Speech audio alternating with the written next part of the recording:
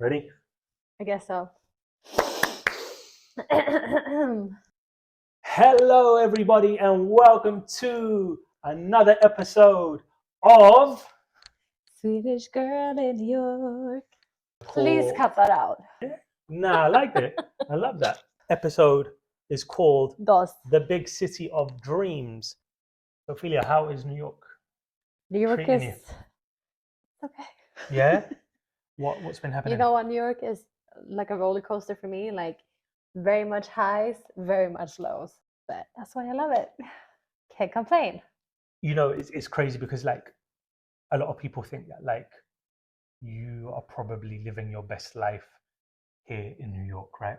But the truth is that like to leave home, family, and come to a city like New York, it's a bit more complex than just living your dream. Do you want to tell us a bit about the highs and the lows?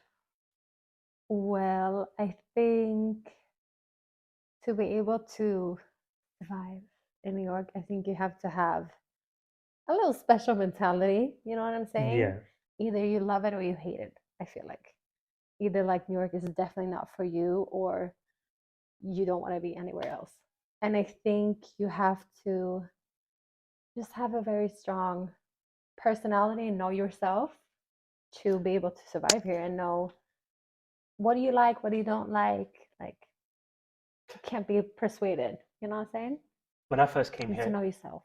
I was very humbled because I thought I was gonna come here and I was gonna be the best rapper in the world and like I was gonna get signed. And my first 6 months out here was just me getting used to the American culture and, Yeah. like you said, just trying to survive. And I don't think a lot of people see that. Like I was very naive in that point, in that sense. That's because you see like everything I knew about New York was like the movies. Like you come here and like overnight your life changes. Blame And the movies. no 100%. marketing, 100%. Blame the movies. You're right. I was like, it's so glamorous, it's so easy, it's just opportunities around every corner, which it is, but you know, There are, it's but they're not. definitely more hard life than what you expect. What would you say are the biggest challenges you face as a European being in New York? I think first what's very different from like Sweden and New Yorkers, what I realized is Sweden like to very like downplay themselves a lot. And like, I'm not that good, I'm not that special, I'm not doing anything great. You know what I'm saying? Yeah. Meanwhile, Americans are like, or the New Yorkers I met is like so opposite. Like they're the biggest, they're the best, they're like whatever they're doing, they're professional. Like, and when I first came here and I met people and I was like, oh, what do you, and they just talk about themselves, right? Yeah. And it made it seem like they were so like successful, and I'm like, oh my god, meeting all these crazy people. But then when I saw what they're actually doing, I'm like, what the fuck? So that was a big like mentally change I had to have. It's like how people talk about themselves and how they present themselves. But I also love that, to be honest with you. Like they have this big thinking, like I'm gonna be the best, I'm gonna succeed or whatever. I do like that. Do you feel like some of that has rubbed onto you since you've been here? No. No. I wish it did more. Yeah. But I definitely feel like maybe I'm more comfortable like saying now my goals and presenting myself.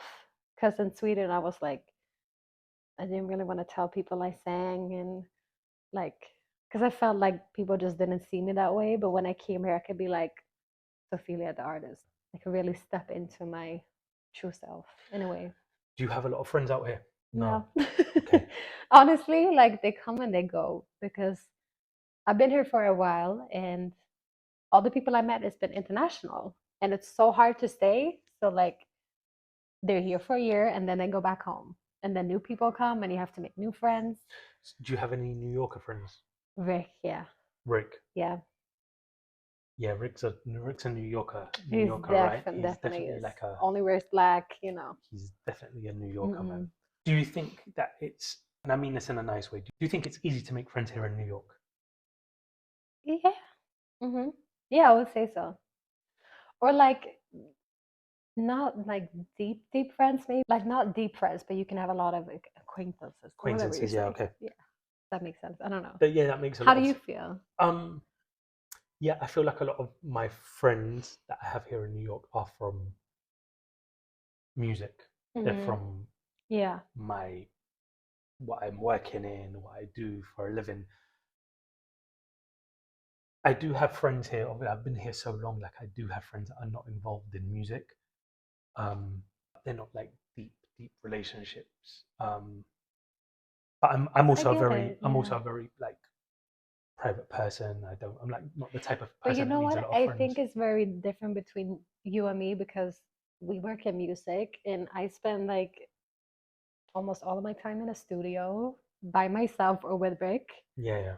Like I'm not meeting people like that. I'm not studying. I'm not in a Yes, class or I'm not like in an office where I meet a lot of people. And I feel like that's how you naturally, when you're new in a city, you like you hang out with your colleagues and you go take a drink after. You know what I'm saying? I think it was the same thing for me. It was like I'm only in a dark room. Like how am I supposed to meet people? same thing for me. It was like very much like when I came here, it was just like Right. work. And so I didn't have that social life. It's the city where you come to work, right? You come to Yeah, really no, it's grind true. and Hmm. make it happen. Yeah, I'm not So complaining. the weather in New York, you've been here for a while now, right? What's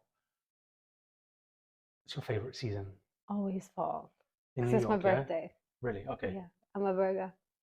And what's full autumn like in Stockholm? I love autumn in Sweden. It's very nice. Very colorful, nice weather. Still a little bit sunny, not that cold yet. Okay. Just perfect. Yeah. What does New York City mean to you? Like Like everything, or what do you mean? like when you like New York City now to me is like it's home, Hmm. probably more Oh, than London. really? Yeah, I've been here for so long, right? Wow. Um, How long have you been here now? I've been here for 20 years. Shit, that's 20 years. crazy. Okay, so yeah, that makes sense though. So it's like home for You me, have your right? son here and everything. Got my Yeah. son here. Um, what what does it mean to you? Like so, like my first couple of years here, right? Just to give you an example, New York was a place of opportunity for me. It Mm. was like where I knew I could make things happen. I knew the people that could help me make things happen were here. Do you feel that way? Oh yeah, I would not be where I am without New York today. Like that's how I made my music style, my that's how I developed myself as an artist. Like if I never came to New York, I would never met Rick, which I've worked with since the beginning and Yeah. who's developed me. And so like yeah, New York means so much to me because of that, like my whole music side. So here's my next question. Like New York is, everywhere you go, right? People, you could say, okay, I live in New York City, and they'll be like, big city of dreams, right? It's got Mm. that stigma, Energy, that yeah. energy around it, where it's like you go to make things happen in New York. Why not LA? Why not Miami? Why not Houston? Why not Boston? Why New York for you? I've always felt New York. I think, first of all, New York always felt very raw to me, like Yeah, very truthful, you know what I'm saying? yeah, And I've always loved jazz, like the history and the people. And I feel like the overall vibe in New York is more like dark, but still very raw energy, how I feel. And it's a lot of like live theater, live music. And I feel like if I compare LA, like the perception I had of it was very like fake glamour, okay, yeah, like movies, and yeah. it's not really what I'm drawn to, you know? What's your favorite jazz spot in the city? Oof, I got so many, but recently I've been loving the Django. It's Where is very, the very Django? dope. Downtown Okay, in a hotel, which I can't remember the name of, but it's definitely a little bit more classy jazz. yeah, Like if you're looking for like a raw bar, something like yeah. that, there's so many different places. But yeah, that's where I've been loving it recently. But there's so many good bars, like literally everywhere. There's like a place on Lower East Side, right? Yeah, It's called Sour Mouse. yeah, You can go there, you play like pool, you play like ping pong, Yeah, yeah. and it's just like a live band, like in the middle of the day, just like jazz. And Nice. I'm like, oh, Interesting. it's just it's Sour Mouse. everywhere. Yeah, Sour Mouse, Lower vibe. East Side. We are releasing something soon, aren't we? Mm. Do you want to tell us what's a bit about the project, what's happening, what's been the developments on it? Yeah, sure. So I'm releasing my single "Sleepless" in a couple weeks. And so right now it's like the finishing touches. Okay. I'm going through mix and mastering, Okay. which, yeah, it's definitely a journey. Which we're definitely I'm going to very be specific in that. So that's been we'll taking be some touching time. on the musical side of things like in other episodes. So Oh, stay tuned for that. Um, okay. But right now it's more like, yeah, the visual shit. Shooting a lot of fun, creative stuff with very cool photographers, and yeah, just getting like my vision to life. Final nice. touches. Sleepless coming soon. Mm-mm. Well, that brings us to the end of Right. this second episode, Big City of Dreams. Thank you for staying with us.